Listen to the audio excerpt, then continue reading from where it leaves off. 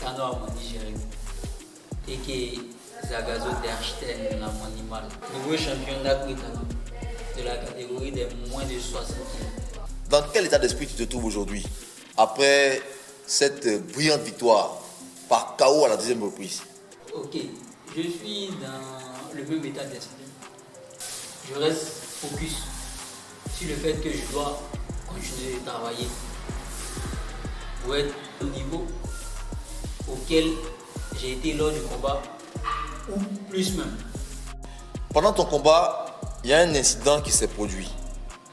On t'a vu être parachuté carrément de la 4e corde jusqu'au sol. Vraiment, nous avons constaté que tu t'es retrouvé sur tes jambes et c'est un peu comme s'il n'y avait rien eu d'extraordinaire, alors que nous avons frôlé la catastrophe après ce qui s'était passé. Donc, dans quel état d'esprit tu t'es retrouvé? Est-ce que tu peux nous raconter un peu ce qui s'est passé jusqu'à ce que tu te retrouves sur le ring après? En fait, dans cette phase du combat-là, on était dans une phase de PAM, de corps à corps.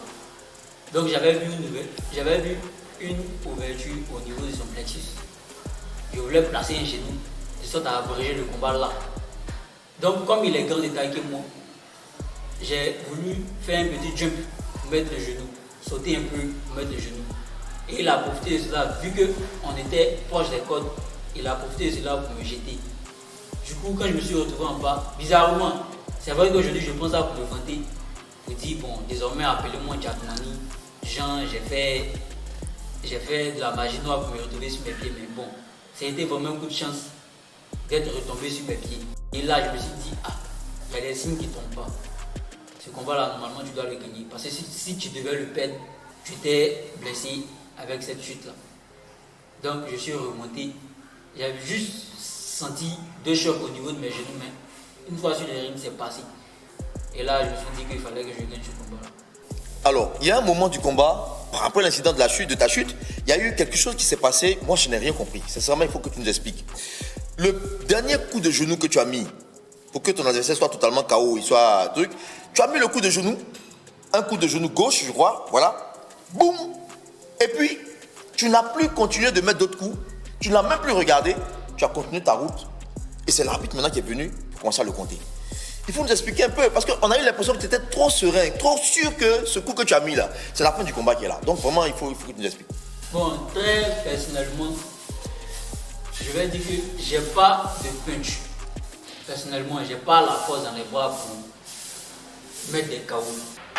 Mais la zone dans laquelle j'ai touché Mohamed, c'est l'une de mes zones de prédilection. Quand je veux abréger un combat, c'est là-bas que je cherche. Jusqu'à présent, j'ai 6 KO. Et je pense que ces 6 KO là, ça a été dans cette zone, dans la zone du foie. À l'entraînement, même quand c'est un peu chaud dans les séances de sparring, c'est là-bas que je touche mes coéquipiers pour essayer de les calmer. Soit au point, soit avec le genou. Le point gauche et le genou gauche. Vu l'intensité du coup que j'ai eu à lui porter et la précision du coup, j'ai senti qu'au minimum, l'arbitre devait normalement venir le compter. C'est vrai que ça aurait été d'autres boxeurs, ils auraient continué de frapper, vu qu'ils n'avaient pas de genou au sol, ni un point au sol. Mais moi, dès que j'ai touché, j'ai préféré laisser pour que l'arbitre vienne au minimum compter pour abréger le combat. On a constaté aussi que, ça y est, on n'avait pas redonné le verdict final, mais tu étais déjà en train de presque pleurer, vraiment c'était fort. Et nous, on veut comprendre dans quel état d'esprit tu étais, parce qu'on a senti que cette ceinture te tenait tellement à cœur que tu as fondu en larmes. Donc, il faut nous expliquer un peu, s'il te plaît. En fait, c'était de voir que tout le travail abattu a fini par payer.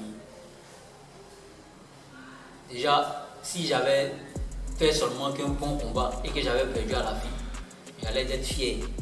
Mais en plus d'avoir fait un bon combat, j'ai gagné la ceinture. Donc du coup, l'émotion était telle que, voilà, c'est pas que ça a été fait exprès, mais ça m'a submergé. Raison pour laquelle je me suis retrouvé au sol en larmes. Et puis il y a le fait que, voilà, je me suis dit que si papa et maman étaient encore vivants, très sincèrement, ils allaient être fiers de moi. C'est tout ça combiné qui a fait que, voilà, les larmes ont coulé. C'est pas que je suis un gamin, mais C'est ça, j'ai quand même des émotions et puis j'ai un cœur. Quand on a donné le résultat final, on a senti tout le respect que tu avais pour le champion en titre, le double champion en titre, Doumbia Mohamed, que tu as battu. On t'a vu faire un geste, tu t'es mis à genoux pour le saluer. Vraiment, on s'est dit que c'était peut-être le contrat qui devait arriver, mais là, on a senti que malgré cette victoire par KO à la deuxième reprise, tu avais quand même du respect pour ton truc. Il faut dire que c'est pas que c'est pour Mohamed seulement que j'ai du respect. J'ai du respect pour tous les adversaires que je croise sur les ring. Et ce geste-là, je le fais à chaque fois que je finis un combat face à un adversaire.